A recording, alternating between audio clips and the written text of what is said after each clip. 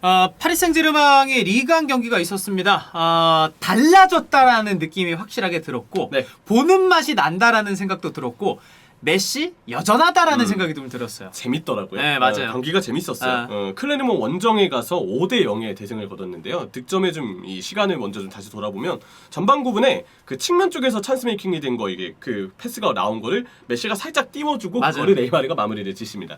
메시는 약간의 좀 약간의 행운도 따른 그런 도움이 좀 되긴 했는데 어쨌든 메시 1도움에 네이마르 골이 나왔고요. 네. 자 26분에 네이마르와 하키미 여기서 역습 과정에서 골이 나옵니다. 야, 하킴이 정말 하키미 빠르더라. 정말 저돌적이고 아. 거기서 니어 쪽 선택하는 슈팅 기술까지 진짜 공격력이 대단해요. 맞아요. 그리고 골 들어가고 난 다음에 예. 라모스랑 하키미랑 서로 약간 교감하는 그런 세레모니가 있었잖아요. 레알 마드리드 캠인가요? 맞아요. 레알 마드리드 예. 팀이죠. 이게 선후배라고 좀 볼 수 있는 관계이기 그렇죠. 때문에 예, 같이도 예, 있었고 예. 그런 어떤 인연도 좀 반가운 그림도 이번 골장면을 통해서 볼 수 있었고 자, 세 번째 골은 세트피스에서 나왔던 골입니다. 그러다 보니까 세트피스에서 나왔던 골이라는 점도 이 이전에 라모스도 그렇고 마르키뉴스도 그렇고 계속 그 헤더 찬스를 맞이했었는데 맞아요. 세트피스 상황에서 어떤 메리트가 있는 팀이다. 다시 한번 좀 느낄 수가 있고 자, 네 번째 상황은 이제 네이마르의 패스를 메시가 마무리하는데 메시의 올 시즌 리그왕 첫 골입니다. 저 이 골 하고서 메시랑 네이마르랑 막 포옹하는 거거든요.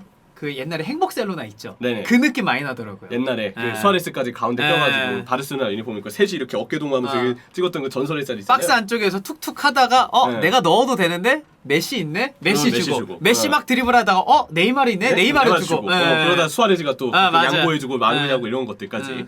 이번에는 이제 올 시즌은 이제 여기에 사라비아 그리고 지금 음바페가 근육 쪽이 좀 좋지 않다고 하는데 이제 음바페가 돌아온다면 또 음바페까지 여기에 비티냐가 또 중앙에서 올라와서 다양한 있죠. 공격 자원들이 있는데 네. 정말 콤비를 잘 이루어주고 있고요. 86분에 파레데스의 패스 그리고 메시의 오버헤드 킥골. 그거 진짜 말도 안 되는 골이에요. 네. 나는 보자마자 이거 왜 이렇게 생각보다 이슈가 안 되지라는 생각이 들 정도로 너무 멋진 골이었어요. 아무래도 지금 4대 0에서 5대 0이 되는 그렇지. 골이잖아요. 이미 경기에 승기가 잡혀있는 골이다 보니까 조금 주목을 덜 받은 것 같아요. 네. 근데 못 보신 분들이 있다면 꼭 보셨으면 좋겠어요. 최고의 골, 진짜. 되게 유연한 동작에서 나왔던 메시의 아주 깔끔한 터치, 그 깔끔한 터치가 나왔기 때문에 바로 몸이 이제 민첩하게 반응을 했을 때 그대로 임팩트를 걸 수 있었는데 터치와 몸의 유연성까지 모두 다 볼 수 있었던 메시의 멋진 골이었습니다.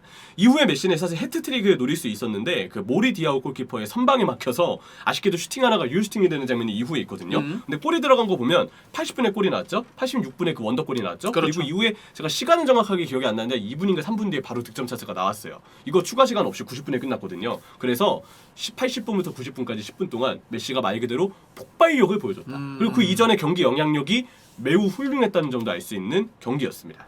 그렇다면 이제 경기 영향력을 보여줬던 그 메시의 장면에서 파리 생제르맹의 전술적인 부분도 봐야 되겠죠. 근데 경기 되게 재밌었죠. 저 경기 되게 재밌기도 했었고 저는 그 PSG 프리시즌 경기도 좀 봤거든요. 그러니까 저희가 네이마르, 메시 이런 얘기합니다만은 베라티 비티냐가 그리고 이제 3백으로 가면서 베라티 비티냐 서고 마르키뉴스가 그 뒤에 받쳐주잖아요. 맞아요. 이거 중원 영향력도 굉장히 좋고 왼쪽 누누 멘데스의 오른쪽 하키미의 속도라던가 역동적인 그 모습까지 밸런스가 굉장히 좋아요. 그렇죠. 네. 일단 기본 대형은 3-4-1-2 보기에 따라서는 3-4-3의 메시 가짜 9번 이런 전술로 좀 보면 되고 공격할 때 팀은 저는 그냥 3-1-6이라고 보고 싶어요. 그래요? 네, 이렇게 전방에 6명이 올라가고 그 다음에 볼의 위치에 따라서 한 명씩 내려오면서 3-1-1-5의 구도를 그리는 이제 메시가 내려와서 공리 자리를 보고 근데 어쨌든 확실한 건 베라티보단 비티냐가 더 많이 올라가고요. 그러면서 전방에 최소 5명의 숫자는 늘 유지가 됩니다. 그래야 돼요. 그래야 이 가이테 감독이 원하는 그림이 지금 잘 그려지고 나오는 그런 어떤 구도가 좀 잡히는데요. 자, 파리 생제르맹이 후방 빌드업을 할 때 백3를 중심으로 이제 보통은 베라티 비티냐가 미드필더를 라인을 세우면서 3-2의 빌드업이 나왔어요. 근데 거의 대부분 또 상대도 이제 좀 아무래도 약팀이다 보니까 파리 생제르맹의 경우는 주로 후방에 베라티만 두는 3-1 형태의 빌드업을 많이 구사했습니다. 이럴 때 비티냐는 좀 위쪽으로 많이 올라가는 그런 그림을 좀 잡아놨었고요. 롱패스를 뿌릴 때는 이제 상대 배우 쪽, 상대 라인을 뒷공간으로 뿌려서 네이마르나 메시와 같은 선수들의 어떤 침투 능력을 극한으로 활용하는 모습을 보여줬죠. 그리고 그 두 선수가 침투를 했을 때 좌우 윙백들도 굉장히 높은 속도로 전진이 돼 있다 맞아요. 보니까 뭔가 세컨볼이라던가 상대 수비가 들어가는 선수를 막아야 되는지 벌려서 있는 윙백을 막아서야 하는지 좀 혼란도 주고. 네, 여기서 이 전방 자원이 이제 윙백의 침투력도 해당이 됩니다. 그래서 측면 쪽 뒷공간으로 주면서 윙백이 바로 오버래핑을 하는 그런 그림들도 좀 잡혔었고요. 근데 살짝의 이제 우려점을 먼저 좀 말씀드리면 네. 후반전 초반에 클레르몽이 한번 맘먹고 압박을 하니까 그때 빌드업 과정에서 실수가 좀 나왔거든요. 아까 얘기했던 3-1의 빌드업. 예. 사실 이게 물론 이게 가능하긴 한데 사실 엄연히 따지면 이론적으로 봤을 때 숫자가 좀 부족하긴 해요. 이거 사실 중앙 수비 2명도 네. 상대가 3미들 들고 나오면 쉽지 않거든요. 그쵸. 풀백이나 윙백이 안 도와주면. 근데 근데 미들이 하나니까. 네, 베라티만 있으니까. 그러니까. 그래서 상황에 따라서 네. 상대가 마음먹고 압박을 했을 때 숫자가 부족하다 보니까 어쩔 수 없이 실수가 나올 수 있는 리스크는 있어요. 근데 파리가 이거 한번 실수한 다음에 그 다음엔 바로 또 비티냐가 내려와가지고 바로 또 3-2의 구조를 유연하게 만들더라고요. 예. 그래서 이거는 지금 당장 어떤 심각하게 바라볼 만한 문제는 아니고 근데 숫자상 발생되는 부분 때문에 가끔 가다가 한두 번씩 이런 실수가 나올 수도 있다. 그게 이번에는 좀 나왔었고 그거를 이제 그 이후에는 비티냐가 내려와서 후방의 숫자를 채워주는 방식으로 파리는 유연하게 대응을 했다. 오히려 이 부분이 좀 더 중요하지 않나라는 생각이 들고요. 아까 얘기했던 공격실 포메이션은 3-1-6의 형태였습니다. 3-1-6은 좌우 윙백을 제외하면 나머지 전방에 4명의 선수들이 이제 남게 되는데 그러네요. 이 중앙에 있는 4명의 선수들이 박스 쪽으로 비티냐를 포함해서 과감하게 달려듭니다. 그럴 때 나오는 구도가 무엇이냐? 박스 쪽으로 4명이 달려들잖아요. 그럼 상대의 백포 수비도 이 4명에게 같이 좁혀져야 되기 때문에 중앙으로 좁게 서게 돼요. 그럼 상대 수비가 안쪽으로 좁혀지게 되면서 좌우 윙백이 넓게 들어갔을 때 올라갈 수 있는 측면 쪽 공간이 매우 쉽게 열리죠. 그리고 박스 쪽으로 들어가는 4명의 선수들은 상대 백포의 수비하고 매우 쉽게 1대1의 구도를 만들 수가 있습니다. 그렇죠. 근데 1대1의 구도를 만드는데 공격하는 선수들이 네이마르고 메시고 뭐 드리블 능력 좀 비티냐고 이러니까 그냥 쉽게 상대와의 1대1을 아무렇지 않게 녹일 수가 있어요. 그리고 거의 프리롤에 가깝게 선수들이 움직이다 보니까 네이마르와 메시는 내려왔다 올라갔다 이거를 번갈아 가면서 가져가면서 호흡이 그냥 척척 맞는 선수들이잖아요. 빠른 템포로 드리블 연계 다 보여주면서 4명 대 4명으로 만났지만 마치 수적을 점하는 것과 같은 그런 구도를 네. 파리 생제르맹의 공격진이 비교적 쉽게 만들 수가 있었습니다. 그러니까 공격진 네이마르, 메시, 비티냐, 사라비아가 네. 상대의 뽀백과 마주보게 되고 맞아요. 여기에서 좌우 윙백인 멘데스와 하키미가 오른쪽까지 네. 왼쪽까지 올라가주면 6명이거든. 그러면 그쵸. 상대 측면 미드필더가 내려와가지고 이때 보면은 거의 식스팩처럼 네. 움직인단 말이에요. 그러면은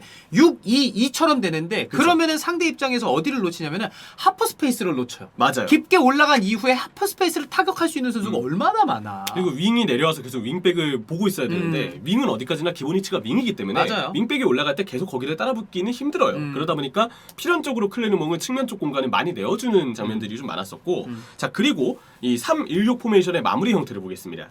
중앙에서는 아까 얘기했던 것처럼 4명의 선수가 있잖아요. 4명 대 4명 4대4의 구도인데 여기서 한 명이 내려와요. 주로 내려오는 형태는 이제 리오넬 메시가 좀 담당을 했습니다. 예. 리오넬 메시가 내려오면 메시가 내려와서 그 보여주는 되게 폭넓고 영리한 움직임들 있잖아요. 플레이메이킹이 좋잖아요. 네, 상대 4-4-1-1에 이 4명에 서 있는 가운데 서 있는 2명의 중앙 미드필더가 메시가 내려올 때마다 그쪽으로 따라 나가요. 그러면 자연스럽게 수비하고 미드필더의 간격이 벌어지게 됩니다. 메시가 내려와주면서 상대 수비 미드필더 사이 간격을 벌리고 그럴 때 네이마르, 비티냐, 사라비아 같은 선수들이 프리롤에 가깝게 자유롭게 이제 움직임을 가져가면서 예. 상대 벌려져 있는 수비 미드필더 사이 공간에서 볼을 잡고 드리블로 상대를 파괴하고 상황에 따라서는 수빈형의 말씀처럼 열리는 하프 스페이스 공간으로 2명 정도의 선수들이 뛰어들어가면서 자연스럽게 상대 수비를 말 그대로 요리하는 그림을 그릴 수가 있고요. 또 하나는 세트피스인데 누가 킥을 올려도 굉장히 양질의 킥이 올라가고 라모스가 있고요.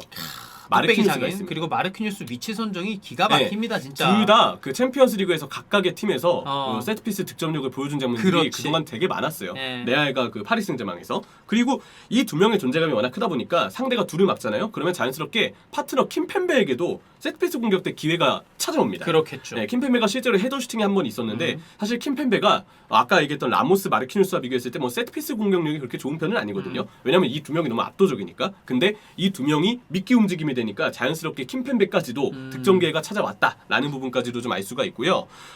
수비는 조금 근데 걱정이 됩니다. 예. 지금까지 좋은 점을 얘기드렸고 딱 하나 이번 1라운드를 통해서 아직 수비적인 부분은 조금 신경 쓸 필요가 있다라고 느껴졌던 장면들이 있었는데 그거를 좀 보겠습니다.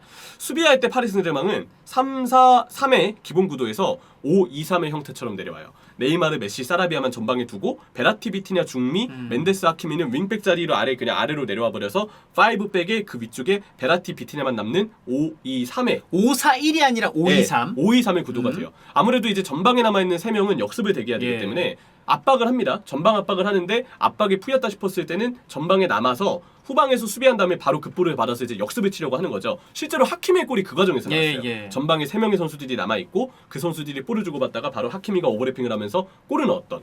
그렇기 때문에 이제 전방에 3명의 선수는 남아 있게 되는 건데, 자 문제는 무엇이냐? 이 3톱이 압박을 하잖아요. 근데 3톱의 압박이 풀리면 그 뒤에는 중미 2명만 남아 있어요.